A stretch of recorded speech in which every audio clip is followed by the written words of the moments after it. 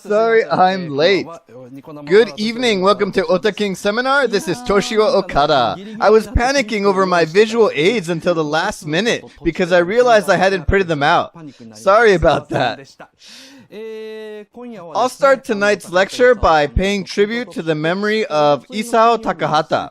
2 days ago, The Tale of Princess Kaguya was on TV. When I featured Grave of the Fireflies last month, I thought the next lecture about Takahata would be in a year. Surprisingly, I'm doing another one this soon. For a good reason, though. But I'm thinking maybe I'll have to do another one in August, which is scary. Anyway, let's start. So take a look at this. This is a screenshot of an introduction page of Amazon Prime. On Amazon, you can rent the complete lecture of Grave of the Fireflies from OTAKING seminar. Grave of the Fireflies 1,000 times scarier than it actually looks. This is to save those who can't stand paying a fee to Dwango or those who hate the monthly payment system. Try this one out. It's so much harder to sell videos through Amazon, getting the approval and all that. I don't think we can immediately upload all lectures on Amazon, so we just made one to see how it goes. Those who are only watching the free part but want to see the whole lecture, or those who are hesitating to become a member, please try Amazon. That being said, let's start. Today's lecture, The Tale of Princess Kaguya. Now, I'm presuming all of you have watched the movie. Everyone okay with that? Is that cool? I won't do a questionnaire to check if you have. So, I went through the regular routine of checking people's comments on Twitter after they watched the movie on TV, and these were some of the mainstream comments. First, it was painful to see Kaguya living life to the fullest, only to be separated from her parents. Second, the movie was about contemporary women who are forced to play the role of a stereotypical female, which touched me. Third, I don't know why I'm crying. These are rather positive comments. There were also some negative comments. Amazingly made, but not fun to watch. And many wrote, all male characters are scumbags. And last, I don't know why, but I don't like this movie. Now, I have an idea. Why don't we do a questionnaire using these comments? Those of you who stopped watching the movie halfway can also join it. Now, give me your answer. Okay. How is it? You might have multiple answers, but pick the one that speaks to you the most. It's painful to see the parting scene.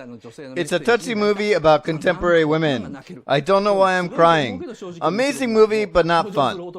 All men in the movie are scumbags. I don't know why, but I don't like this movie. Okay, finished? Well, can I see the result? Oh, wow! 50% of you chose amazing but not interesting. 10% chose I don't know why I'm crying. 12% scumbags. 13% I don't like it. Interesting result. This type of honest questionnaire regarding Ghibli movies is usually pretty impossible to do. So I'm quite surprised by the result. Wow. Oh, you guys could predict the result? There's a comment, I couldn't stop crying from the start.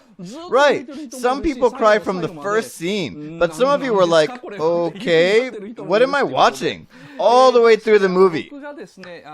Now, let me read a letter from a member of the salon I run on Facebook. Her name is Nanako Yamazaki. I was simply amazed by the animation, how the cloth flies in the air obviously, the tottery movement of the baby, and the lively movement of Kaguya. Every movement of the people and objects have been thoroughly calculated to the finest details. It felt so good to look at them, and I didn't want to miss a second of it. People who were impressed by the animation would say this. She continues, the movie has perfect control on animation, more so than this corner of the world. What a euphorogenic experience. The scene where Sudamaru and Kaguya were flying together gave me goosebumps. The whole experience reminded me of WALL-E by Pixar.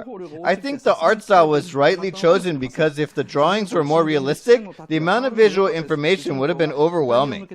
It was also great that the contour lines of the characters react according to their emotions. The scene where Kaguya runs through the street stirred my mind, but I was more deeply moved by how the contour lines of the old man gets distorted as he affectionately calls out to Kaguya. Yamazaki-san's letter pretty much indicates what everyone else has said, so let me finish it. I was surprised to find many comical scenes in the movie. The scenes with Lady Sagami, a scene where 5 ministers compete to sit in front of Kaguya, and an indescribably annoying emperor. The realistic and sickening depiction of those men made me giggle as I felt the vicious intention of the creators. One thing I didn't get was the last scene. Why that ending? I couldn't find any hope in it. It's depressing how the happy days at the village will never return, and to think how the parents will live the rest of their lives. I find more hope in Grave of the Fireflies, where the brother and sister died together at the end. It was a bit strange how all men are depicted so stupidly. Not even one man in this movie is decent. Why did Takahata decide to depict all men as complete idiots? Sorry about the long disconnected letter. So she sounds like she's praising the movie very much. But now listen. My friend said, well made, but it felt like watching an Olympic athlete doing a forward roll. I felt the same, spending a great amount of time, money, and effort just to do a perfect forward roll. I would never be able to do such a thing. In that sense, this is a truly valuable piece of work. Like I said, her letter includes all kinds of comments. That was interesting. Miss Yamazaki is a beautiful lady who directs independent films. So join the salon if you're interested. I got many letters on the bulletin board, and they all... So let me compare The Tale of Princess Kaguya to Grave of the Fireflies. I told you in the last lecture that Grave of the Fireflies is not an anti-war film. Takahata himself denied it many times as well. But many people believe that it tells how wars are foolish by depicting children being tossed around by the war and pity them. I would say the fresh cream is too delicious. Let me explain what I mean by fresh cream. Last week, Tokyo Disneyland was featured on a TV program, The World Unknown to Matsuko. Actor Shunsuke Kazama introduced Disneyland, but he said, I will not touch on any of the popular themes like the latest rides, parades, food menu, or hidden Mickey Mouse. Then, he used the metaphor of fresh cream on top of a parfait to describe all those popular attractions in Disneyland. What he meant was that we shouldn't just enjoy the cream, and we should appreciate the whole parfait. It's all because of the fresh cream that is too delicious. Everyone thinks that's all there is to Disneyland. Kazama's metaphor was so well expressed, so I borrowed it from him. Similarly, The Tale of Princess Kaguya has this fresh cream on top that is too delicious. The cream here would be the gender issue or the animation quality. These two are too well made. Because of that, we misunderstand that they are the real themes.